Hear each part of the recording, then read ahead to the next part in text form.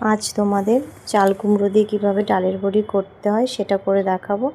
আগের দিন রাত্রিবেলায় আমার মা ডাল ভিজিয়ে রেখেছিল, বিউলির ডাল, সেটা পেস্ট করে নেওয়া হয়েছিল সকালে।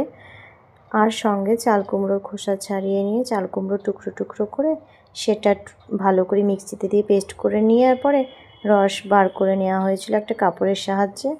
এই যে ছাদে দেখো আমি, আমার মেয়ে আর সঙ্গে আমার বোন ছিলাম। আমার মেয়ে ছিল দুষ্টুমি করার জন্য, যাই হোক ওর একটু বিরক্তি ভাব ছিল। এগুলো যখন হাতে লাগছিলো ভীষণই ও চ্যাট ভাব ছিল, তার ভালো লাগছিলো না। একটুখানি থাকার পরে নিচে চলে গেছিলো।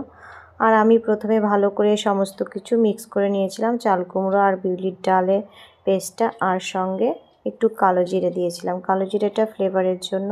তবে যাই হোক খুব ভালো করে মিশিয়ে নেওয়ার পরে ভালো করে আমার মা ফেটিয়ে নিয়েছিল। তারপরে ফ্যাটানোর কাজটা ভীষণ কঠিন, যত ভালো করে ফ্যাটাতে পারবে তত ভালো বড়ি হবে। এই যে এদিকটা দেখো আমি দেওয়ার চেষ্টা করেছি, আমারগুলো অত ভালো হয়নি, তেরা বেঁকা হয়েছে। আর ওদিকে আমার বোন দিয়েছে, বোনেরগুলো খুব সুন্দর হয়েছে। যাই হোক আমার বড়িগুলো যখন যে খাবে বাড়ির লোকজন তারা নাম করবে যে না ও দিয়ে গেছিলো, এত মানে তেরা বেঁকা হয়েছে, মানে নাম মনে রাখার মতন। বোনেরগুলো খুবই সুন্দর হয়েছিল। যাই হোক দেখো এই যে দুদিন রোদে দিয়ে ভালো করে, 3 দিনে ভালো করে, 2-3 দিন ভালো করে রোদ দিলে ভালোভাবে যত শুকাবে তত ভালো। নেট থেকে নামিয়ে নিয়ে, যেটাতেই দেবে তোমরা সেটা থেকে নামিয়ে নিয়ে আলাদা জায়গায় ভালো করে উল্টে পুল্টে রোদে দিয়ে শুকিয়ে নিলে হয়ে গেল। Tata, bye bye.